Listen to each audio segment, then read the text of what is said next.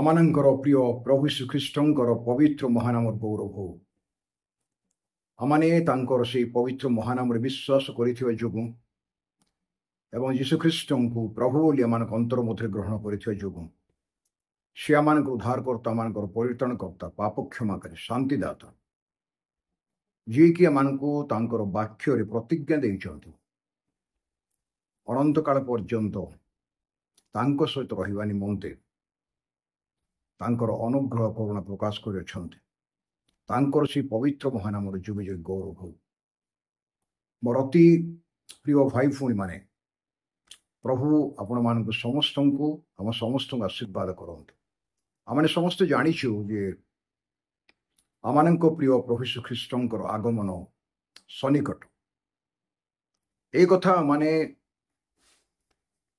ईश्वर वाक्य नूतन नियमर आरंभ शेष पर्यंत विभिन्न माध्यम विभिन्न प्रेरित साधु मान माध्यम से मुखर पवित्रात्मा प्रभाव पवित्र आत्मा सहायत प्रभु ताकू प्रांजल भाव आम सम्मुखें प्रकाश कर नूतन नियमर समस्त बही सुसमाचार चिठाऊ ए समस्त बादे एकमात्र भविष्य वाक्यर बही हूँ प्रकाशित वाक्य से प्रकाशित वाक्य विवरणी बा तार लेखा जो 22टी पर्व अच्छी पढ़ा द्वारा जदि आम बुझु ताहले सरल भाव कौ समय कौ घटना केतेबेले घटिबो ए समस्त विषय प्रभु आपना प्रिय शिष्य जोहन को वृद्ध अवस्था आत्मादीप निर्वासित थिबा समय ए समस्त विषय मंडली मानक निमंते ज्ञात कराइले एवं से कहले ये समस्त विषय सप्त मंडल निकट को देख से सप्त मंडली एशिया माइनर बा वर्तमान तुर्की देशर पश्चिम भाग थिला आउ ए मंडली समूह अधिकांश मंडली पाउल स्थापन करथिले प्रभुंकर प्रिय दास प्रेरित पाउल एवं ए 7टी मंडली को प्रभु कहउछन्ति एफिसी स्पर्ना पर्गम थियोतिरा साद्री फिलाडेल्फिया आउ लाउदिकिया से जगह प्रत्येक चिठीर शेष प्रभु गोटे विषय प्रकाश करती ता होउछि मंडली कौन को आत्मा कौन कहती जार कर्ण अच्छी से शुणु मंडली मध्य पवित्र आत्मा कथा कहती ए कथा आद्य मंडली प्रेरित मान समय ठारू आमने नूतन नियम पढ़ा द्वारा चिठा गुड़ाक पढ़ा द्वारा जापर आज हूँ अनेक समय प्रिय मंडली मान मध्य जेकोसी लोकल चर्च स्थानीय मंडली हो पवित्र आत्मा जे कथा कहती पवित्र आत्मा द्वारा माने प्रभु शुणु ईश्वर वाक्य ए विषय अनेक समय लोक मान बुझापी कष्टकर हुए ये प्रकाशित वाक्य संबंध प्रकाशित वाक्य एक पर्व 2 पदरे प्रभु जो कथा कहते जोहन को ताहा एक गुरुत्वपूर्ण विषय एवं ताहा प्रत्येक विश्वासी मानक निमंते लिखा जाइछि अनेक समय आम प्रकाशित वाक्य पढ़ापी संकोच प्रकाश करूँ एवं अनेक ए वाक्य जहाँ भी प्रभु देवे जहाँ भी प्रभु देइचंती से समस्त विषय प्रांजल भाव पुंखानुपुंखा भाव श्रृंखलित भाव क्रमान्वय मंडल निकट में प्रकाश करने प्रस्तुत नुहंती एथिपाई ए बही बा प्रकाशित वाक्यर विवरणी आजिर मंडली किछि अवहेला रही जाइछि पवित्र आत्मा संबंधी शिक्षा एवं आगमन संबंधी शिक्षा मंडली रे अवहेला करा जाइछि बा गुरुत्व दिया जाए नहीं बा से समस्त विषय को व्याख्या करने बा से समस्त विषय लोक मान सम्मुखें बुझाई उपस्थापन करने निमंते हूँ तो सक्षम ही ना किंतु यह अति गुरुत्वपूर्ण विवरणी प्रकाशित वाक्य 2 पद लिखा जाइछि एक पर्वर 2 पदरे से ही जोहन ईश्वर वाक्य और यीशुख्रीष्टर साक्ष्य संबंध अर्थात ସେ ଯାହା ସବୁ ଦର୍ଶନ କଲା ସେହି ସବୁ ବିଷୟରେ ସାକ୍ଷ୍ୟ ଦେଉଅଛି।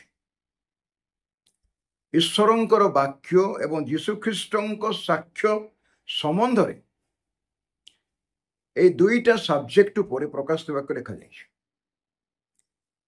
ଯୀଶୁଖ୍ରୀଷ୍ଟଙ୍କ ସାକ୍ଷ୍ୟ ସମ୍ବନ୍ଧରେ ଏବଂ ଈଶ୍ୱରଙ୍କ ବାକ୍ୟ। ପୁରାତନ ନିୟମରେ ଅନେକ ଭବିଷ୍ୟତ ବକ୍ତାମାନଙ୍କ ଦ୍ୱାରା ଏବଂ ପ୍ରଭୁଙ୍କ ଦାସମାନଙ୍କ ଦ୍ୱାରା, ଯାଜକମାନଙ୍କ ଦ୍ୱାରା, ଅନେକ ବ୍ୟବହୃତ ହେଉଥିବା ପ୍ରଭୁଙ୍କ ଦାସମାନଙ୍କ ଦ୍ୱାରା ପ୍ରଭୁ ଯେଉଁ ବାକ୍ୟ କହିଥିଲେ, ଆସନ୍ତା ଦିନମାନଙ୍କରେ କ'ଣ ଘଟଣା ଘଟିବ, ଆଉ କୋଉ କୋଉ ଘଟଣା ମଧ୍ୟ ଦେଇକି ପୃଥିବୀ ଗତି କରିବ, ଏବଂ ତତ୍ସଙ୍ଗେ ସଙ୍ଗେ ନୂତନ ନିୟମରେ ମଣ୍ଡଳୀ ସ୍ଥାପନ କଲା ପରେ ଜେରୁସାଲେମର ପ୍ରଥମ ଶତାବ୍ଦୀରେ ସେହି ସମୟଠାରୁ ଆଜି ପର୍ଯ୍ୟନ୍ତ ପ୍ରାୟ 2000 ବର୍ଷ ଉପରେ ହେଇଗଲା, କ'ଣ କ'ଣ ଘଟଣା ଘଟିବ ଏବଂ ଶେଷ ଦିନମାନଙ୍କରେ ଆଉ କ'ଣ ଘଟଣା ଘଟିବ, ଏହି ସମସ୍ତ ବିଷୟକୁ ପ୍ରଭୁ ଆପଣା ଦାସମାନଙ୍କ ଦ୍ୱାରା ଏବଂ ବିଶେଷ କରି ତାଙ୍କର ପ୍ରିୟ ଦାସ ଯୋହନଙ୍କ ଦ୍ୱାରା ଏହି ଗୁରୁତ୍ୱପୂର୍ଣ୍ଣ ବିଷୟ ପ୍ରକାଶ କରୁଅଛନ୍ତି। ଏଥିପାଇଁ ପ୍ରକାଶିତ ବାକ୍ୟ ମଣ୍ଡଳୀମାନଙ୍କରେ ଶିକ୍ଷା ଦେବା, ପ୍ରକାଶିତ ବାକ୍ୟ ବ୍ୟକ୍ତିଗତ ଭାବରେ ବୁଝିବା, ବିଶେଷ କରି କାର୍ଯ୍ୟକାରୀମାନଙ୍କ ନିମନ୍ତେ ଅତି ଗୁରୁତ୍ୱପୂର୍ଣ୍ଣ।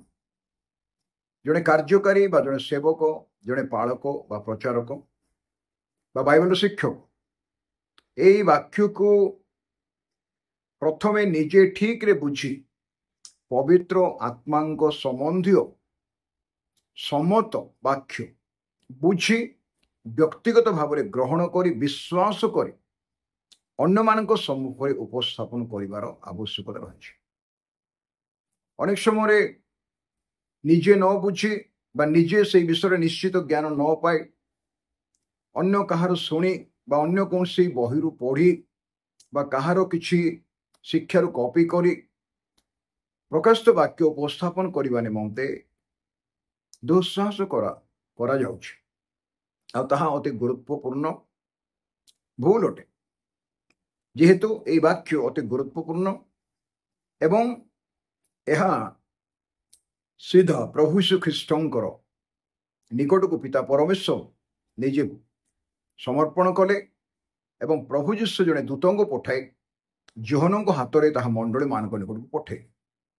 ଏଥିପାଇଁ ପ୍ରଥମେ ଆରମ୍ଭରୁ ହିଁ 3 ପଦରେ ପ୍ରକାଶିତ ବାକ୍ୟ ପଢ଼ିବା ନିମନ୍ତେ ବ୍ୟକ୍ତିଗତ ଭାବରେ ହେଉ ବା ପାରିବାରିକ ଭାବରେ ହେଉ ବା ମାଣ୍ଡଳିକ ଭାବରେ ହେଉ ଉତ୍ସାହ ଦିଆଯାଇଛି, ଶୁଣିବା ପାଇଁ, ପଢ଼ିବା ପାଇଁ, ଗ୍ରହଣ କରିବା ପାଇଁ, ପାଳନ କରିବା ପାଇଁ। ଯେ ସମସ୍ତେ ଯେ ଏ ବାକ୍ୟ ବୁଝିପାରିବେ ସେ ପ୍ରକାର ବିଷୟ ନୁହେଁ, କିନ୍ତୁ ନେତୃସ୍ଥାନୀୟ ମଣ୍ଡଳୀର ନେତୃସ୍ଥାନୀୟ ଲୋକମାନେ ବା ବ୍ୟକ୍ତିମାନେ ବା କାର୍ଯ୍ୟକାରୀମାନେ ବା ସେବକ ସେବିକାମାନେ ଯଦି ଏ ବାକ୍ୟକୁ ଠିକ ରୂପେ ବୁଝିପାରିଲେ, ଈଶ୍ୱରଙ୍କ ବାକ୍ୟ ସମ୍ମତ ପବିତ୍ର ଆତ୍ମାଙ୍କ ଦ୍ୱାରା ନିର୍ଦ୍ଧାରିତ, ତାହେଲେ ସେମାନଙ୍କର କର୍ତ୍ତବ୍ୟ ମଣ୍ଡଳୀମାନଙ୍କରେ ହେଉ ବା ଗୋଟେ ଛୋଟ ଦଳରେ ହେଉ ବା ବ୍ୟକ୍ତିଗତ ଭାବରେ ହେଉ ଅନ୍ୟମାନଙ୍କ ନିକଟରେ ପ୍ରସ୍ତୁତିଜନକ ଚେତନାମୂଳକ ବାକ୍ୟ ପ୍ରକାଶ କରିବା ପାଇଁ ଅତି ଗୁରୁତ୍ୱପୂର୍ଣ୍ଣ ବିଷୟଟେ। ତାଦ୍ୱାରା ଆମମାନଙ୍କର ବିଶ୍ୱାସୀ ଭାଇ ଭଉଣୀମାନେ ହୁଅନ୍ତୁ ବା ମାଣ୍ଡଳିକ ଭାବରେ କୁହନ୍ତୁ ବା ପାରିବାରିକ ଭାବେ କୁହନ୍ତୁ, କିଛି ବିଷୟ ଆଗମନ ସମ୍ବନ୍ଧରେ ଜାଣିବା ଦ୍ୱାରା ଲୋକମାନେ ବ୍ୟକ୍ତିଗତ ଜୀବନକୁ ପ୍ରଭୁଙ୍କୁ ଭେଟିବା ନିମନ୍ତେ ପ୍ରସ୍ତୁତ କରିପାରିବେ। ଏଥିପାଇଁ ସେ କହୁଛନ୍ତି 3 ପଦରେ, ଯିଏ ପାଠ କରେ ଓ ଯେଉଁମାନେ ଏହି ଭାବବାଣୀ ଶ୍ରବଣ କରନ୍ତି ପୁଣି ସେଥିର ଲିଖିତ ବିଷୟ ଗୁଡ଼ିକ ବା ଲିଖିତ ବିଷୟ ସବୁ ପାଳନ କରନ୍ତି, ସେମାନେ ଧନ୍ୟ, କାରଣ ସମୟ ସନ୍ନିକଟ। ପ୍ରଥମ ଶତାବ୍ଦୀର ଶେଷ ଭାଗରେ 91 ଖ୍ରୀଷ୍ଟାବ୍ଦ ଠାରୁ 96 ପର୍ଯ୍ୟନ୍ତ ପାତ୍ମା ଦ୍ୱୀପରେ ବୃଦ୍ଧ ଯୋହନ 90 ବର୍ଷରୁ ଅଧିକ ବୟସ ହୋଇଯାଇଥିଲା। ପାତ୍ମା ଦ୍ୱୀପରେ ତାଙ୍କୁ ନିର୍ବାସିତ କରାଯାଇଥିଲା।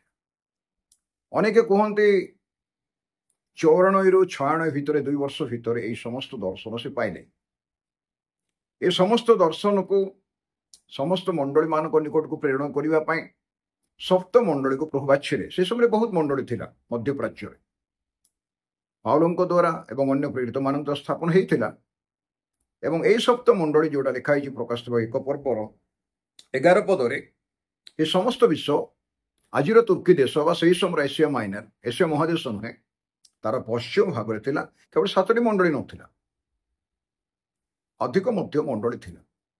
ଏ 7ଟି ମଣ୍ଡଳୀ କାହିଁକି ରଖାଗଲା? ପରମେଶ୍ୱରଙ୍କର ପୂର୍ଣ୍ଣ ସଂଖ୍ୟା 7 ଏବଂ এই 7ଟି ମଣ୍ଡଳୀ ଆଜିର ପୃଥିବୀରେ ବା 2000 ବର୍ଷର ମଣ୍ଡଳୀ ଯୁଗରେ, ଯାହାକୁ ଆମେ ଅନୁଗ୍ରହ ଯୁଗ ବୋଲି କହୁ, ସମସ୍ତ ମଣ୍ଡଳୀମାନଙ୍କୁ ପ୍ରତିନିଧିତ୍ୱ କରନ୍ତି। ଆପଣ ବା ମୁଁ ଯେଉଁ ମଣ୍ଡଳୀକୁ ଆମେ ଯାଉଛୁ ବା ମଣ୍ଡଳୀର ସଭ୍ୟ ଅଟୁ ବା ଯେଉଁ ମଣ୍ଡଳୀ ସହିତ ଉପାସନା କରୁ, ପ୍ରଭୁଙ୍କ ନିକଟରେ ନିଜକୁ ସମର୍ପଣ କରୁ, ସେହି ସମସ୍ତ ମଣ୍ଡଳୀ ଯେକୌଣସି ସମ୍ପ୍ରଦାୟ ହଉ, ଯେକୌଣସି ବ୍ୟାକଗ୍ରାଉଣ୍ଡରୁ, ପୃଷ୍ଠଭୂମିରୁ ହଉ, ତାର ଫାଉଣ୍ଡର୍ସ ବା ତାର ପ୍ରତିଷ୍ଠାତା ଯେଉଁମାନେ ସେ ମଣ୍ଡଳୀ ସ୍ଥାପନ କଲେ, ଆଉ ସେଇଟା ଦେଶବ୍ୟାପୀ, ପୃଥିବୀ ସାରା ବ୍ୟାପିଗଲା। ଆମେ ଅନେକ ଡିନୋମିନେସନ church, mainland churches, independent churches ଯାହାକୁ ଆମେ କହୁଛୁ, এই ସମସ୍ତ ମଣ୍ଡଳୀମାନଙ୍କୁ ଆଜି ଆମେ ଦେଖିପାରୁଛୁ। এই ମଣ୍ଡଳୀମାନଙ୍କର ଶିକ୍ଷା ଅଲଗା, ମତ ଅଲଗା, ସେବା, ଆରାଧନା, এই ସମସ୍ତ ବିଷୟର ପଦ୍ଧତି ମଧ୍ୟ ଅଲଗା, ପରିଚାଳନା ମଧ୍ୟ ଅଲଗା। କିନ୍ତୁ এই ସମସ୍ତ ମଣ୍ଡଳୀମାନଙ୍କ ନିମନ୍ତେ 7ଟି ମଣ୍ଡଳୀକୁ ପ୍ରତିନିଧିତ୍ୱ କରିବା ପାଇଁ ଦିଆଗଲା। ଯେପରିକି ଆପଣଙ୍କର ମଣ୍ଡଳୀ ହେଉ ବା ମୋର ମଣ୍ଡଳୀ ହେଉ, ଆମେ ଯୋଉଠିକି ଯାଉଛୁ ସେଇ ମଣ୍ଡଳୀ 7ଟା ମଣ୍ଡଳୀ ଭିତରେ ହିଁ ଥିବ। ଏଥିରେ କୌଣସି ମଣ୍ଡଳୀ ଦାବି କରିପାରିବ ନାହିଁ କେବଳ ଆମର ହିଁ ମଣ୍ଡଳୀ, ଅନ୍ୟମାନଙ୍କର ମଣ୍ଡଳୀ ହେଇପାରିବ ନାହିଁ। ଆମ ପରି ହେଲେ ସେ ମଣ୍ଡଳୀ ବୋଲି ଗ୍ରହଣ କରାଯିବ। ଏଇଟା ହେଉଛି ଭୁଲ ଶିକ୍ଷା, ସେମିତି ହୁଏ ନାହିଁ। ଯେହେତୁ ଏଫିସିସ୍, ସ୍ପର୍ଣ୍ଣା, ପର୍ଗମ ଏମାନେ ସେମାନଙ୍କର ମଣ୍ଡଳୀର ଯେଉଁ ଆତ୍ମିକ ସ୍ଥିତି କଥା ଲେଖାଯାଇଛି 2 ପର୍ବ 3 ପର୍ବରେ, ତାହା ସମାନ ନୁହେଁ। ଏତେ ମୋର ପ୍ରିୟ ଭାଇ ଭଉଣୀମାନେ, ପ୍ରକାଶିତ ବାକ୍ୟ ପଢ଼ିବା ବ୍ୟକ୍ତି ଧନ୍ୟ। ଧନ୍ୟ ବୋଇଲେ ଆତ୍ମିକ ଆଶୀର୍ବାଦ ଏବଂ ଜାଗତିକ ଆଶୀର୍ବାଦ।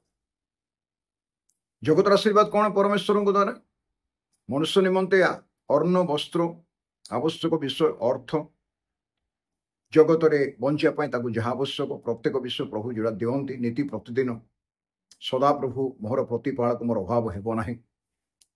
ଏଇ ଯେଉଁ ଆମମାନଙ୍କ ବ୍ୟକ୍ତି ଜୀବନରେ ବ୍ୟକ୍ତିଗତ ପାଇଁ ବା ପରିବାର ପାଇଁ ଆମେ ଯେଉଁ ପ୍ରୋଭିଜନ ପାଉ, ପ୍ରଭୁଙ୍କ ଠାରୁ ଆବଶ୍ୟକ ବିଷୟ ପାଉ, ତାହା ହେଉଛି ଜଗତର ଆଶୀର୍ବାଦ। ତାଠୁ ଅଧିକ ହେଲେ ଭୁଲ ହେଇପାରେ, ଅନ୍ୟାୟ ହେଇପାରେ। ଏଥିପାଇଁ ଦୈନିକ ଆହାର ଦିଅ ବୋଲି ଆମେ ଯେଉଁ ପ୍ରାର୍ଥନା କରୁଛୁ, ଦୈନିକ ଯାହା ଆବଶ୍ୟକ ତାହା ପ୍ରଭୁ ଆମମାନଙ୍କୁ ଦିଅନ୍ତି। କେବଳ ଅନ୍ନ ନୁହେଁ, ପ୍ରତ୍ୟେକ ବିଷୟ। ଏବଂ ଆତ୍ମିକ ଆଶୀର୍ବାଦ। ଆତ୍ମିକ ଆଶୀର୍ବାଦ କ'ଣ? ପ୍ରଭୁଙ୍କ ସହିତ ସମ୍ପର୍କ, ତାଙ୍କୁ ପ୍ରେମ କରିବା, ତାଙ୍କ ପଛରେ ଚାଲିବା, ତାଙ୍କ ନିମନ୍ତେ ବଞ୍ଚିବା, ତାଙ୍କ ବାକ୍ୟକୁ ଗ୍ରହଣ କରିବା, ପାଳନ କରିବା, ବାକ୍ୟ ଉପରେ ନିର୍ଭର କରିବା ଏବଂ ତାଙ୍କର ବାକ୍ୟର ସତ୍ୟତା, ବାକ୍ୟର ଭରସାଯୁକ୍ତ ପ୍ରତିଜ୍ଞା ଉପରେ ନିର୍ଭର କରି ଯଦି ଆମେ ପ୍ରଭୁ ଆଗମନ ପର୍ଯ୍ୟନ୍ତ ନିଜକୁ ପ୍ରସ୍ତୁତ କରି ରଖୁ, ତୁରିବାଦ୍ୟରେ, ମେଘମାଳରେ, ସୈନ୍ୟ ମଣ୍ଡଳରେ ଆମମାନଙ୍କର ପ୍ରିୟତମ ଯୀଶୁ ରାଜାକୁ ଭେଟିବା ପର୍ଯ୍ୟନ୍ତ ଆମମାନଙ୍କୁ এই ସମସ୍ତ ବାକ୍ୟକୁ ଗ୍ରହଣ କରି ଆତ୍ମିକ ଭାବରେ ପ୍ରଭୁରେ ବଢ଼ିବା ଦରକାର। ଆତ୍ମିକ ଭାବରେ ପ୍ରଭୁରେ ବଢ଼ିବା ବିଷୟ ହେଉଛି ନିଜର ବ୍ୟକ୍ତିଗତ ଜୀବନର ପ୍ରସ୍ତୁତି ଏବଂ ପବିତ୍ର ଆତ୍ମାଙ୍କର ଫଳ ବା ଯୀଶୁଖ୍ରୀଷ୍ଟଙ୍କର ସ୍ୱଭାବ ଆମ ଭିତରେ ନୀତି ପ୍ରତିଦିନ ପ୍ରକାଶ ପାଇବା ଦରକାର, ଆବଶ୍ୟକ। এই ଆଶୀର୍ବାଦ ପ୍ରଭୁ ପ୍ରତ୍ୟେକ ବିଶ୍ୱାସୀମାନଙ୍କୁ ଦେବା ପାଇଁ ଚାହାନ୍ତି। ପ୍ରକାଶିତ ବାକ୍ୟ କେବଳ ନିର୍ଦ୍ଦିଷ୍ଟ କିଛି ଲୋକଙ୍କ ପାଇଁ ନୁହେଁ, ଏହା ମଣ୍ଡଳୀର ସମସ୍ତ ବିଶ୍ୱାସୀମାନଙ୍କ ନିମନ୍ତେ ଏବଂ ଏହି ବାକ୍ୟ ପ୍ରଭୁଙ୍କର ସେବକମାନଙ୍କର, କାର୍ଯ୍ୟକାରୀମାନଙ୍କ ନିମନ୍ତେ ଅତି ଗୁରୁତ୍ୱପୂର୍ଣ୍ଣ ଅଟେ। ମୋର କ୍ଷୁଦ୍ର ବ୍ୟକ୍ତିଗତ ଜୀବନରେ ପ୍ରାୟ ଦୀର୍ଘ ବର୍ଷ 1988 ମସିହାରୁ ମୁଁ ଏ ବାକ୍ୟ ଉପରେ ପ୍ରାର୍ଥନା କରି, ଧ୍ୟାନ କରି, ଅଧ୍ୟୟନ କରି, ଅନୁଧ୍ୟାନ କରି ବୁଝିବା ପାଇଁ ଚେଷ୍ଟା କରୁଛି। ଏବଂ ପ୍ରଭୁ ଯାହା ବି ସମୁଦ୍ର ମଧ୍ୟରୁ ବୁନ୍ଦାଏ ପାଣି ଭଳିଆ ଯାହା ବି ମୋତେ ଅଳ୍ପ ବହୁତ ଦେଇଛନ୍ତି, ସେ ବିଷୟକୁ ଆହୁରି ଅଧିକ ବୁଝିବା ପାଇଁ ଏବଂ ଯେଉଁଟା ମୁଁ ବୁଝି ନାହିଁ ତାହା ବୁଝିବା ପାଇଁ ସର୍ବଦା ଚେଷ୍ଟା କରୁଛି। ଆମେ ଯେ ଗୋଟିଏ ଦିନରେ ଈଶ୍ୱରଙ୍କ ବାକ୍ୟ ସମସ୍ତ ବୁଝିଯିବା, କି କୌଣସି ଗୋଟେ ବହି ବା ଗୋଟେ କୌଣସି ଚିଠାଉ ବୁଝିବା ବା ସୁସମାଚାର ବହିଟା ବୁଝିବା ସହଜ ନୁହେଁ। ଯୀଶୁଖ୍ରୀଷ୍ଟଙ୍କ ସହିତ ଯାତ୍ରା କରିବା, ତାଙ୍କ ସହିତ ଗମନାଗମନ କରିବା, ପ୍ରାର୍ଥନାର ଜୀବନ କାଟିବା, ନିର୍ଦ୍ଦିଷ୍ଟ ଭାବରେ ଶୃଙ୍ଖଳିତ ହୋଇ ଈଶ୍ୱରଙ୍କ ବାକ୍ୟ ପ୍ରତି ଧ୍ୟାନ ଦେବା ମର୍ଯ୍ୟାଦାର ସହିତ, ପ୍ରେମର ସହିତ ଏବଂ ବିଶ୍ୱାସୀମାନଙ୍କର ସହଭାଗିତାରେ, ମଣ୍ଡଳୀର ସହଭାଗିତାରେ ପ୍ରଭୁଙ୍କ ଦାସମାନଙ୍କ ଦ୍ୱାରା ଏ ବିଷୟ ଆଲୋଚନା, ପର୍ଯ୍ୟାଲୋଚନା, ଅଧ୍ୟୟନ କରିବା ଦ୍ୱାରା ଆମେ ଅନେକ ବିଷୟ ବୁଝିବାକୁ ପାରିବା। ଏଥିପାଇଁ ଏ ବହି ଯିଏ ପଢ଼ିବ ସେ ଧନ୍ୟ, ଯିଏ ଶୁଣିବ ସେ ମଧ୍ୟ ଧନ୍ୟ, ଯିଏ ଶ୍ରବଣ କରିବ। ତ ସେଇ ପ୍ରଥମ ଶତାବ୍ଦୀରେ ବହି ସବୁ ନଥିଲେ, ପ୍ରିଣ୍ଟେଡ ବହି। ପ୍ରେରିତମାନେ ବିଭିନ୍ନ ମାଧ୍ୟମରେ ଏହା ଲେଖୁଥିଲେ। କୁହନ୍ତୁ କୌଣସି ଗଛର ଛାଲି ବା ଚମଡ଼ା ବା କୌଣସି ମାଟିର କ୍ଲେର କୌଣସି ପ୍ଲେଟ୍ସ ବିଭିନ୍ନ ମାଧ୍ୟମ ଲେଖିକି ସେ ରଖିଥିଲେ ଏବଂ ସେ ସମସ୍ତ ବିଷୟ କିପରି ଭାବରେ ପର ମୁହୂର୍ତ୍ତରେ ବା ପର ଯୁଗରେ ଈଶ୍ୱରଙ୍କ ବାକ୍ୟ ବାଇବେଲକୁ ଲୋକମାନେ ବହି ଆକାରକୁ ଆଣିଲେ ତାହା ଏକ ଇତିହାସ ରହିଛି। ସେ ବିଷୟ ଆଲୋଚନା କରିବା ପାଇଁ ଆମର ଆଜି ହୁଏତ ସମୟ ନାହିଁ, କିନ୍ତୁ ସବୁଠୁ ବଡ଼ ବିଷୟ ହେଉଛି ଏ ବାକ୍ୟ ପଢ଼ିବା ଆଶୀର୍ବାଦର ବାକ୍ୟ। ଶୁଣିବା, ଯଦି କିଏ ପଢ଼ିପାରୁନାହିଁ ବା ବହି ନାହିଁ, ଆପଣ ପଢ଼ିବା ଦ୍ୱାରା କି କେହି ପଢ଼ିବା ଦ୍ୱାରା ଆପଣ ଶୁଣିବେ କି ମୁଁ ଶୁଣିବି ଆଉ କେହି ଶୁଣିବ, ସେ ବି ଧନ୍ୟ ହେବ। ଆଉ ପାଳନ କରିବା ଦ୍ୱାରା ତ ନିଶ୍ଚୟ ଧନ୍ୟ ହେବ। କାହିଁକି ସେ କହୁଛନ୍ତି? କାରଣ ସମୟ ସନ୍ନିକଟ। ପ୍ରକାଶିତ ବାକ୍ୟକୁ এই 22টা ବିବରଣୀ ବା 22ଟା ଚାପ୍ଟର ବା 22ଟା ପର୍ବକୁ ପ୍ରକାଶିତ ବାକ୍ୟର ଏକ ପର୍ବର 19 ପଦରେ 3 ଭାଗରେ ବିଭକ୍ତ କରାଯାଇଛି। ତାହାକୁ ଆପଣ ପ୍ରକାଶିତ ବାକ୍ୟ ଖୋଲିବା ନିମନ୍ତେ ଚାବି ବୋଲି କହିପାରିବେ। କିପରି 3 ଭାଗରେ ବିଭକ୍ତ କରାଯାଇଛି ଆପଣ ତାହା ପାଇପାରିବେ। ଦେଖନ୍ତୁ 19 ପଦ, ଏକ ପର୍ବର 19 ପଦ। ଅତଏବ ଯାହା ଯାହା ଦର୍ଶନ କଲ, ଯାହା ଯାହା ବର୍ତ୍ତମାନ ଘଟୁଅଛି ଓ ଏହା ପରେ ଘଟିବ, ସେ ସବୁ ଲିପିବଦ୍ଧ କର। ଯାହା ଯାହା ଦର୍ଶନ କଲ, ପାତ୍ମା ଦ୍ୱୀପରେ ଯୋହନ ନିର୍ବାସିତ ହେଲା ବେଳେ ବା ବନ୍ଦୀ ଅବସ୍ଥାରେ ଥିଲାବେଳେ ତାଙ୍କ ପାଇଁ ସ୍ୱର୍ଗ ଖୋଲିଗଲା। ତାଙ୍କ ପାଇଁ ସ୍ୱର୍ଗ ଖୋଲିଗଲା। ମୋର ପ୍ରିୟ ଭାଇ ଭଉଣୀମାନେ, ଏବଂ ସେ ଯାହା ଦେଖିଲେ ତାକୁ ଲେଖିବା ପାଇଁ କୁହାଗଲା। ଏବଂ ଯୋହନଙ୍କ ସମୟରେ ଆଦ୍ୟ ମଣ୍ଡଳୀ ବା ପ୍ରଥମ ଶତାବ୍ଦୀରୁ ଲେଖାଯାଇଛି ଯାହା ଯାହା ବର୍ତ୍ତମାନ ଘଟୁଅଛି। କୋଉଠି? ମଣ୍ଡଳୀରେ। ପ୍ରଥମ ଶତାବ୍ଦୀ ପେଣ୍ଟିକଷ୍ଟ ଦିବସ ପରେ ପରେ 120 ଲୋକମାନେ ଯେଉଁମାନେ ପ୍ରଭୁଙ୍କ ପାଖକୁ ଆସିଲେ ବା ଆତ୍ମାରେ ପୂର୍ଣ୍ଣ ହେଲେ, ତା ଭିତରେ ମାତା ମରିୟମ ବି ଥିଲେ, ପ୍ରେରିତମାନେ ସମସ୍ତେ ଥିଲେ, ପିତର ଯୋହନ ଯାକୋବ ଏବଂ ଅନ୍ୟାନ୍ୟ 70 ଶିଷ୍ୟ ମଧ୍ୟ ଥିଲେ, ଇସ୍କାରିୟତ ଜିହୁଦାକୁ ଛାଡ଼ିକି। ସେମାନଙ୍କ ଦ୍ୱାରା ପ୍ରଥମ ମଣ୍ଡଳୀ ସ୍ଥାପନ କରାଗଲା ପିତରଙ୍କ ପ୍ରଚାରରେ। ଏବଂ ପ୍ରଥମ ମଣ୍ଡଳୀ, ଆଦ୍ୟ ମଣ୍ଡଳୀର ପ୍ରଥମ ମଣ୍ଡଳୀ ଜେରୁସାଲେମରେ ପିତରଙ୍କର ଶିକ୍ଷା ଦ୍ୱାରା, ପ୍ରଚାର ଦ୍ୱାରା ଲୋକମାନଙ୍କ ଭିତରେ ଖେଦ ଅନୁତାପ ଆସିଲା ଏବଂ ସେମାନେ ବାକ୍ୟ ଗ୍ରହଣ କଲେ। ଯେଉଁମାନେ ବାକ୍ୟ ଗ୍ରହଣ କଲେ ସେହିପରି ଲୋକମାନେ ପ୍ରାୟ 3000 ଲୋକମାନେ, 300 ଲୋକମାନେ ବାପ୍ତିସ୍ମ ନେଲେ। ଆଉ ସେହି ସମୟରେ ଏ ସମସ୍ତ ମଣ୍ଡଳୀ ଥିଲା। ସେ କହିଲେ ଯାହା ଯାହା ବର୍ତ୍ତମାନ ଘଟୁଅଛି।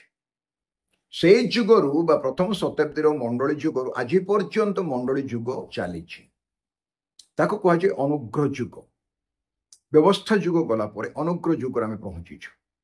ଆମେ ବ୍ୟବସ୍ଥା ପାଳନ କରିବା ହେତୁ ଯେ ଖ୍ରୀଷ୍ଟଙ୍କର ନିକଟବର୍ତ୍ତୀ ହେବା ସେ କଥା ନୁହେଁ। ବ୍ୟବସ୍ଥା କେହି ମଧ୍ୟ ପାଳନ କରିପାରନ୍ତି ନାହିଁ। ପୁରାତନ ନିୟମରେ କୁହନ୍ତୁ, ନୂତନ ନିୟମରେ କୁହନ୍ତୁ, ଆଉ ବ୍ୟବସ୍ଥା ପାଳନ ଦ୍ୱାରା କେହି ମଧ୍ୟ ଧାର୍ମିକ ଗଣିତ ହେଇପାରନ୍ତି ନାହିଁ। ଯେହେତୁ ସମସ୍ତ ବ୍ୟବସ୍ଥା ପାଳନ କରି ଯଦି ଗୋଟିଏ ଲୋକ ଗୋଟିଏ ବ୍ୟବସ୍ଥାରେ ଝୁଣ୍ଟିବ, ସେ ସମସ୍ତ ବ୍ୟବସ୍ଥାର ଝୁଣ୍ଟିବା ଭଳିଆ ତା ନିମନ୍ତେ ସେ ଦୋଷୀକୃତ ହେବ। ଏଥିପାଇଁ କାଳ ସମ୍ପୂର୍ଣ୍ଣ ହୁଅନ୍ତେ ଈଶ୍ୱର ଆପଣଙ୍କ ଠାରୁ ଆପଣା ପୁତ୍ର ପ୍ରଭୁ ଯୀଶୁ ଖ୍ରୀଷ୍ଟଙ୍କୁ ପ୍ରେରଣ କଲେ ଏବଂ ସେ ଆସି ସ୍ୱର୍ଗର ଯେଉଁ କାର୍ଯ୍ୟ କରିବା ପାଇଁ ଆସିଥିଲେ ସେ କାର୍ଯ୍ୟ ସମାପ୍ତ କଲେ। 3 ବର୍ଷ 6 ମାସ ପିତାଙ୍କର କାର୍ଯ୍ୟ କଲେ, ସ୍ୱର୍ଗସ୍ଥ ପିତାଙ୍କର କାର୍ଯ୍ୟ ବା ସ୍ୱର୍ଗର କାର୍ଯ୍ୟ ଯାହା ସେ ନିଜେ ନିର୍ଦ୍ଧାରଣ କରିଥିଲେ, ସ୍ୱର୍ଗ ନିର୍ଦ୍ଧାରଣ କରିଥିଲେ। ସେ କାର୍ଯ୍ୟ କଲା ପରେ ସେ ସ୍ୱର୍ଗାରୋହଣ କଲେ। ଆମେ ଜାଣିଛୁ ପୁନରୁତ୍ଥାନ ହେଲା ପରେ 40 ଦିନ ପରେ ସ୍ୱର୍ଗାରୋହଣ କଲେ। ଏବଂ ସେ କହିକି ଗଲେ ଯେ ମୁଁ ଯାଉଛି ପୁନର୍ବାର ଆସିବି ତୁମ ସ୍ଥାନ ପ୍ରସ୍ତୁତ କଲା ପରେ ତୁମମାନଙ୍କୁ ନେବା ପାଇଁ ମୁଁ ଆସିବି। ସୋ ତାଙ୍କର ଆଗମନ ସନ୍ନିକଟ ପ୍ରଥମ ଶତାବ୍ଦୀରେ କୁହାଯାଇଛି। କାହିଁକି ପ୍ରଭୁ ଏତେ ଡେରି କରିଛନ୍ତି?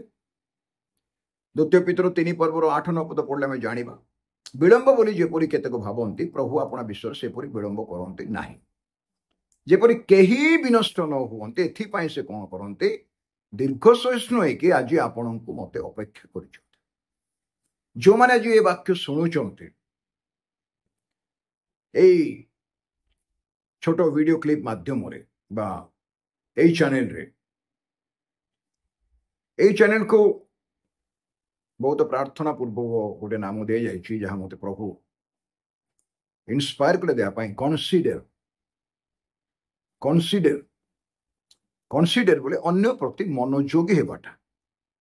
ମୋର କ୍ଷୁଦ୍ର ସେବା କାର୍ଯ୍ୟରେ ଆତ୍ମିକ ଭାବରେ ଅନ୍ୟ ପ୍ରତି ମନୋଯୋଗ ହେବା ବିଷୟ ମତେ ପ୍ରଭୁ ସ୍ପଷ୍ଟ କରିଛନ୍ତି।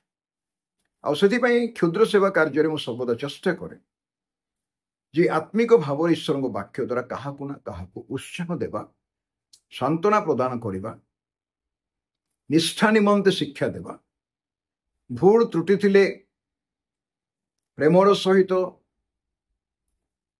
ହୃଦୟର ଗଭୀରତାରୁ ସଂଶୋଧନ କରିବା ପାଇଁ ସେ ଭାଇ ବା ଭଉଣୀକୁ ପ୍ରଭୁଙ୍କ ନିକଟବର୍ତ୍ତୀ କରିବା ପାଇଁ ପ୍ରାର୍ଥନାରେ ହେଉ, ବ୍ୟକ୍ତିଗତ ଭାବରେ ସାହାଯ୍ୟ କରିବା, ଏହି ସମସ୍ତ ଗୁରୁଦାୟିତ୍ୱ ପ୍ରଭୁ ମୋ ଭିତରେ ପ୍ରକାଶ କରେ। ଏଥିପାଇଁ ଅନ୍ୟ ପାଇଁ ମନୋଯୋଗୀ or considering something or to consider somebody ମୋ ବ୍ୟକ୍ତି ଜୀବନରେ ସେଇ କ୍ଷୁଦ୍ର କାର୍ଯ୍ୟ, ସେଇ ଛୋଟ କାର୍ଯ୍ୟ ମୋର ବ୍ୟକ୍ତି ଜୀବନରେ, ମୋ କ୍ଷୁଦ୍ର ସେବା କାର୍ଯ୍ୟରେ ପ୍ରଭୁ ମୋତେ ଦେଇଛନ୍ତି। ଯଦିବା ଏଇ କାର୍ଯ୍ୟ ଏତେ ବହୁତ ବଡ଼, ମୁଁ ତାକୁ କ୍ଷୁଦ୍ର କହିବାଟା ହୁଏତ ଭୁଲ ହେଇପାରେ, କିନ୍ତୁ ମୋର ବ୍ୟକ୍ତିଗତ ଜୀବନର ସେବା ମାଧ୍ୟମରେ ମୁଁ ଯେତିକି ପ୍ରଭୁଙ୍କ ଅନୁଗ୍ରହ ପାରୁଛି ବା ପାରିଛି ବା ଏବେ ମଧ୍ୟ କରିବା ପାଇଁ ଚେଷ୍ଟା କରୁଛି, ତାହା ସୁବିଧା ସୁଯୋଗ ପ୍ରଭୁ ଦେଲେ ବା କୌଣସି ଭାଇ କି ଭଉଣୀ କିଛି ବୁଝିବା ପାଇଁ ଚାହିଁଲେ ମୋତେ ପ୍ରଭୁ ଯାହା ଦେଇଛନ୍ତି ତାହା ଲୋକମାନଙ୍କ ନିକଟରେ ମୁଁ ଉପସ୍ଥାପନ କରିବା ପାଇଁ ସର୍ବଦା ହୃଦୟ ସହିତ ଚେଷ୍ଟା କରେ। ଗୁରୁତ୍ୱପୂର୍ଣ୍ଣ ବୋଲି ତାକୁ ମୁଁ ନିଏ। ଏଥିପାଇଁ ମୋର ଭାଇ ଭଉଣୀ ମାନେ, ଆପଣ ମୋ ପାଇଁ ମନୋଯୋଗୀ, ମୁଁ ଆପଣଙ୍କ ପାଇଁ ମନୋଯୋଗୀ ହେବାଟା ବହୁତ ଗୁରୁତ୍ୱପୂର୍ଣ୍ଣ। We need to consider somebody। ଏଥିପାଇଁ ଦୟାକରି ଆମମାନେ ଯେଉଁଠି ଥାଉ ନା କାହିଁକି ଓଡ଼ିଶାର ମଣ୍ଡଳୀ ମାନଙ୍କ ପ୍ରତି ଆମ ସମସ୍ତଙ୍କର ଏକ ଗୁରୁତ୍ୱପୂର୍ଣ୍ଣ କର୍ତ୍ତବ୍ୟ ରହିଛି, ବୋଝ ରହିଛି, ରହିବା ଦରକାର। କର୍ତ୍ତବ୍ୟ ରହିଛି ଏବଂ ବୋଝ ରହିବା ଦରକାର, ଏବଂ ବୋଝ ଅନେକଙ୍କର ରହିଛି। ଓଡ଼ିଶାର ସମସ୍ତ ସାମ୍ପ୍ରଦାୟିକ ମଣ୍ଡଳୀ ମାନଙ୍କରେ ଉଦ୍ଦୀପନା ପାଇଁ ମଣ୍ଡଳୀ ଯେପରି ନିଷ୍ଠା ପ୍ରାପ୍ତ ହେବ, ପାଉଲଙ୍କ ଭାଷାରେ ଗଠନମୂଳକ ଶିକ୍ଷା, ପ୍ରଭୁରେ ବଢ଼ିବାର ଶିକ୍ଷା ଦେଇକି ପ୍ରତ୍ୟେକ କାର୍ଯ୍ୟକାରୀ ପାଳକ, ପ୍ରଚାରକ ଆଉ ନେତୃସ୍ଥାନୀୟ ଲୋକମାନେ ଯେଉଁ ଅଛନ୍ତି ଓଡ଼ିଶାର ପ୍ରତ୍ୟେକ ଜିଲ୍ଲାର ମଣ୍ଡଳୀ ମାନଙ୍କରେ ଦୁଃଖ, କଷ୍ଟ, ତାଡ଼ନା, ନିନ୍ଦା, ଅପମାନ, ବାଧା ତ ସବୁଦିନ ଲାଗି ରହିଛି। ପ୍ରଥମ ଶତାବ୍ଦୀରୁ ଆଜି ମଧ୍ୟ ଚାଲିଛି। ତୁରୀବାଦରେ ମଣ୍ଡଳୀ ଯିବା ପର୍ଯ୍ୟନ୍ତ ଯାହା ଚାଲିବ, ଆଉ ତାପରେ ମଧ୍ୟ 7 ବର୍ଷ ଯେଉଁ ଭଣ୍ଡ ଖ୍ରୀଷ୍ଟ ଶାସନ କରେ, ସେହି ସମୟରେ କ୍ଲେଶ, ଭ୍ରାନ୍ତ ଏବଂ ମହାକ୍ଲେଶ, ଈଶ୍ୱରଙ୍କ କ୍ରୋଧ, ଏ ସମସ୍ତ ମଧ୍ୟ ଦେଇକି ସେହି ସମୟରେ ଯେଉଁ ଲୋକମାନେ ବଞ୍ଚିଥିବେ ସେମାନେ ତାହା ଦେଇକି ଯିବେ।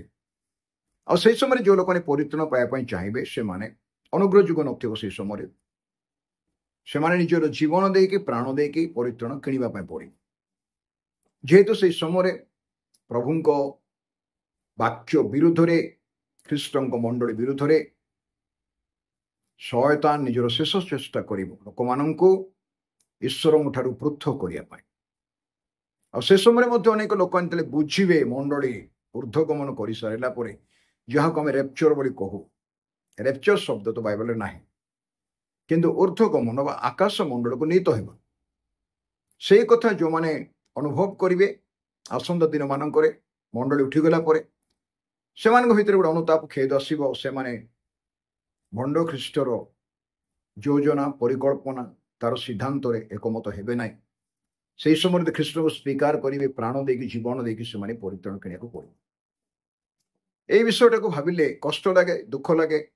ସେହି ପ୍ରକାର ପରିସ୍ଥିତି ମଧ୍ୟ ଦେଇ ଆମେ ଯେପରି ଆମ ପିଲାମାନେ, ଆମର ନେକ୍ସଟ ପିଢ଼ି, ଆସନ୍ତା जो पुओ झील मान समय आसूची से जेपरी यही समस्त परिस्थिति मध्य देकी न जातु ता पूर्व ख्रीष्ट को जाना बहुत जरूरी जेहेतु ख्रीष्ट को जाना ही अनंत जीवन जे जीशु को पाई से जीवन पाई जे जीशु को पाई ना ख्रीष्ट को पाई ना से जीवन देखिब ना लिखाई आज सुसमाचार द्वारा खोलाई अनुग्रह द्वारा खोलाई समस्त निकट में यही परित्राण जनक सुसमाचार ख्रीष्टर बलिदान पुनरुत्थान एवं सौगाहन आउर द्वितीयागमन ये समस्त विषय को ईश्वर वाक्य प्रकाश करा जाए।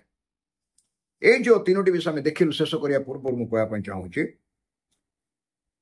पात्मादीपर प्रथम पर्व बा प्रकाशित वाक्य एक पर्व पात्मादीपर बंदी थिला बेले बा निर्वासित होइथिला बेले जोहन 12 पदरु पाखापाखि 18 पद पर्यंत बा 20 पद पर्यंत प्रभु यीशु ख्रीष्टर स्वर्ग से राजकीय जाजकीय दर्शन देखे आग से प्रकार ख्रीष्टर रूप से देखी नथिले जदि बा रूपांतरित पहाड़ रे अल्प समय एलियो मोसा कौन से गुरुत्वपूर्ण कार्य स्वर्ग आसी आ पितर जोहन जाकुब से रूपांतरित पहाड़ रे प्रभु यीशु ख्रीष्टर चेहरा जगतर रक्तमांसधारी मनुष्यर चेहरा जे रूपांतरित हो रजक परी आलोकमय हो गला ताहा से माने देखी अल्प समय किंतु एठी से जोटा देखुं 13 पदरु 16 पद पर्यंत देखिले भय पढ़िले बुझिले भय लगे जोहन जी की अति प्रिय शिष्य से कहते 17 पदरे ताहांको देखि मु मृत परी ताहांको पाद तले पड़गली जेहेतु से प्रकार रूप से आगुरी केबे जीशुंकर देखि नथे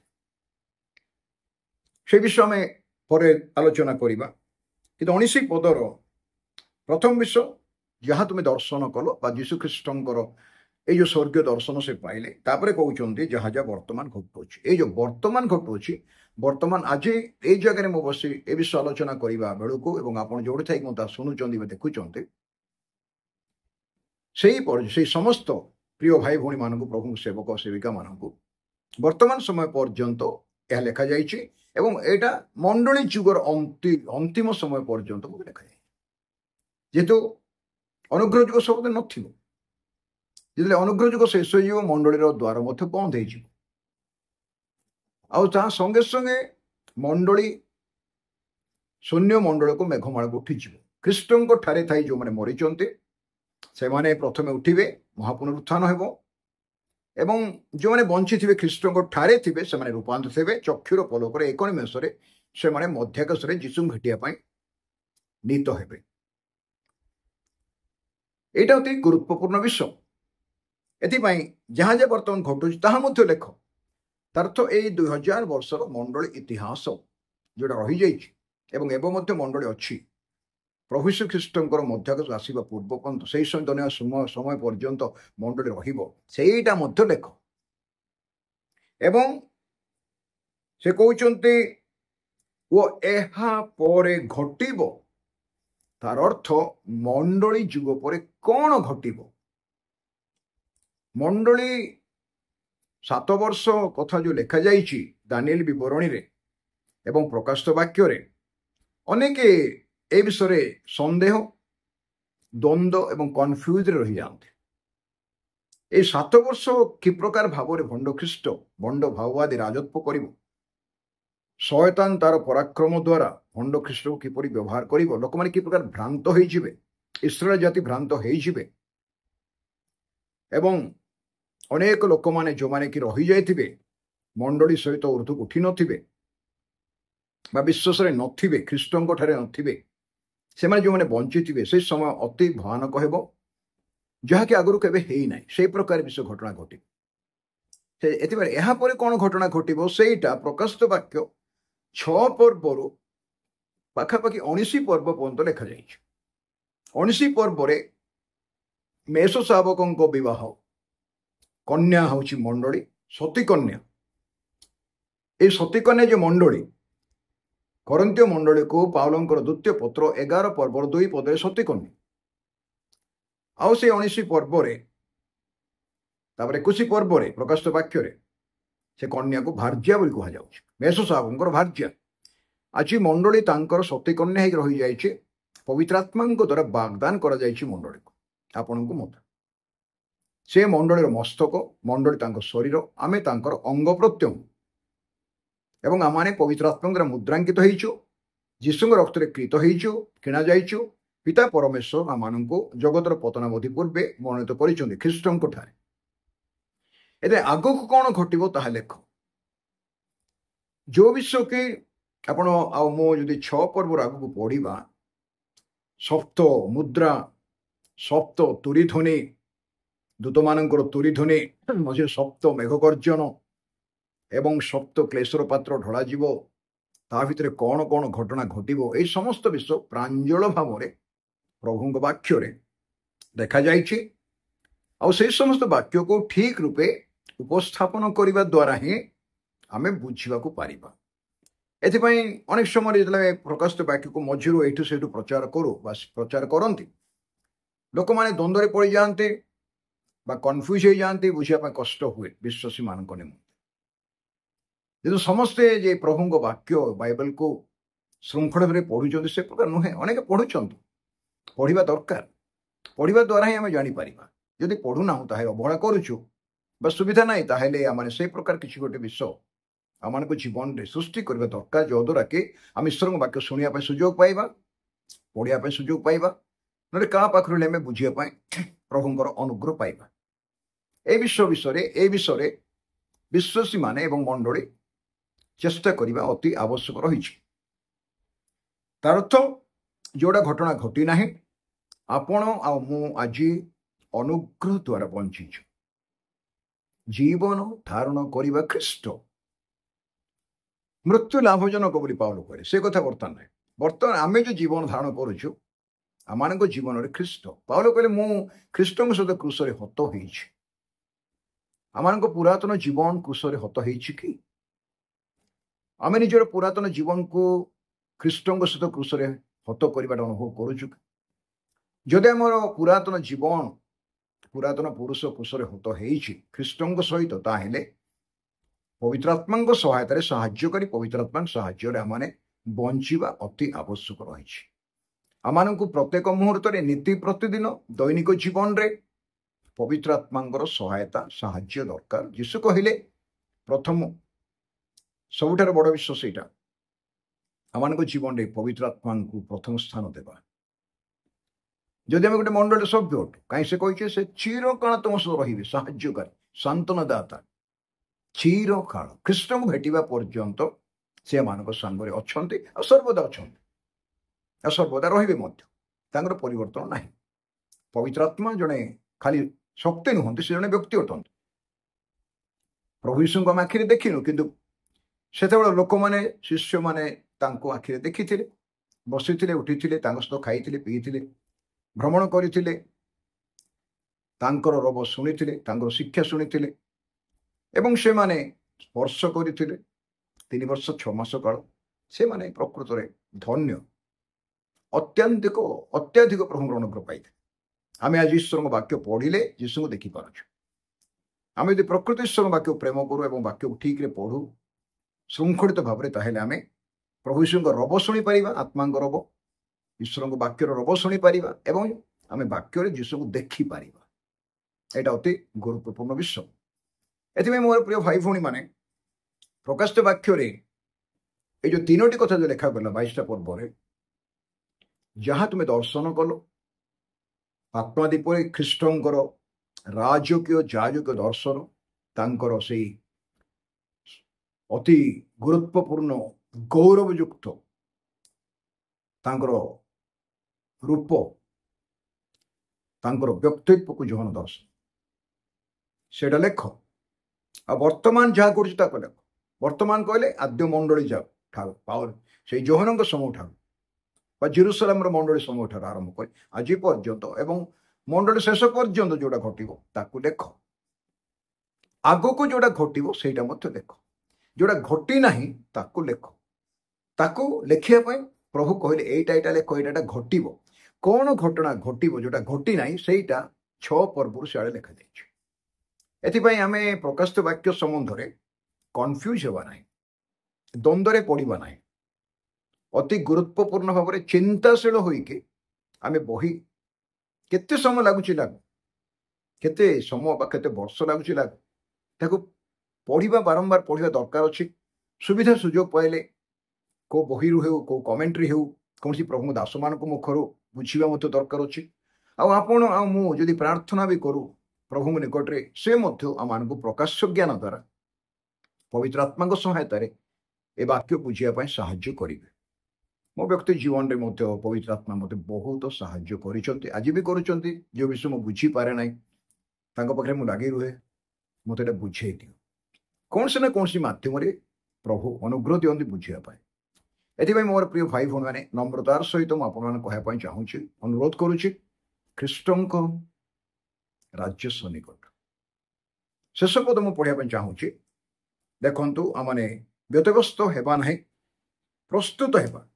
व्यतिव्यस्त हेबा लोक प्रस्तुत हो पार ना जदि आमने द्वितीय थेसलोनिके जीवा 2 पर्व मु केवल 1-2 पद 1-2 आउ 3 पद पढ़ापी चाहूँगी ताहा पढ़िबा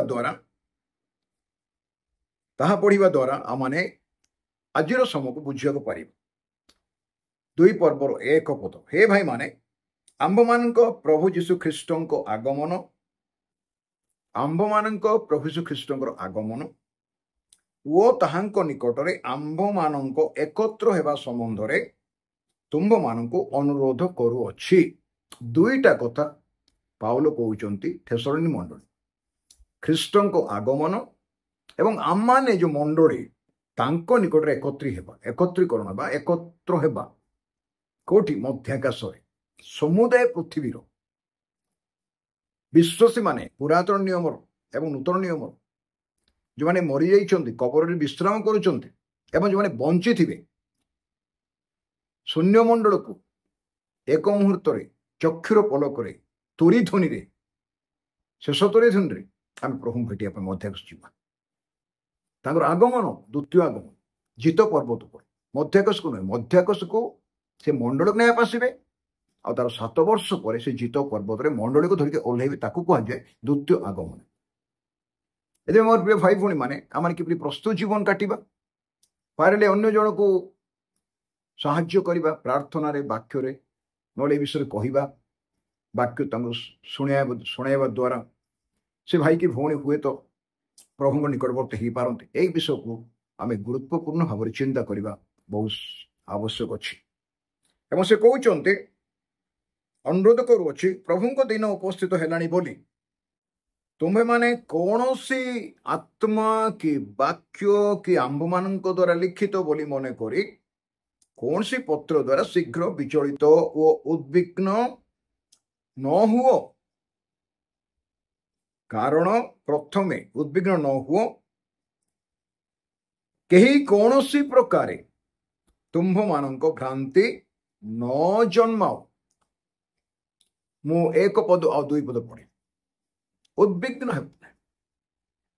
उद्विग्न हेबा लोक व्यतिव्यस्त हेबा लोक तरतर हेबा लोक भूल कर प्रस्तुति एक श्रृंखलित जीवन को बुझाए निजक समीक्षा करवा एवं समर्पण करवा एवं व्यक्तिगत जीवन को सजाड़ी नीति प्रतिदिन निजक प्रस्तुत करवा द्वितीय कर्तव्य आम परिवार को प्रस्तुत करवा एवं आम आउ गोटे मुख्य कर्तव्य मंडल को प्रस्तुत करवा ताले सम्मिलित भाव में जो प्रभु यीशु आसवे ने बापा को आम मध्याकाश भेटिया अनुग्रह पाइबा एवं चिरकाल पर्यंत आम प्रभु सहित बास करवा एथि आज आपण बा मु जोटी थिले सुधा कि प्रकार अवस्था थिले सुधा आम आत्मिक जीवन रे आम प्रभु सहित लागिकी रहा पचर अनुगमन करवा चलवा प्रेम करवा सब अवस्था सब विषय जागतिक विषय आत्मिक विषय पवित्र आत्मा सहायता रहा आपण आम परिवार आमर मंडली प्रभु गोटे बहुत मूल्यवान जो जीशु रक्त देइचंती प्राण देइचंती प्रायश्चित करिचंती बलिदान करिचंती एवं आम पापर कबल उद्धार करी पितांकर डाहाण पटे बसिया आम अनुग्रह देउछंती एते प्रभु गौरव पांतु तांको राज्य सन्निकट सुस्थिर चित्तरे खोला मनरे भक्ति रे भय रे सत्य रे आत्मा रे युक्तियुक्त उपासना करू ଆଉ ପ୍ରଭୁଙ୍କ ସହିତ ଲାଗି ରହୁ। ସେ କେବେ ଆସିବେ ସେଇ ବିଷୟରେ ବ୍ୟସ୍ତ ହେବାର ନାହିଁ। ଆମେ ପ୍ରସ୍ତୁତ ଥିଲେ ଯେବେ ଆସିଲେ ମଧ୍ୟ ଆମେ ତାଙ୍କୁ ଭେଟିବା। ପ୍ରଭୁ ସମସ୍ତଙ୍କୁ ଆଶୀର୍ବାଦ କରନ୍ତୁ।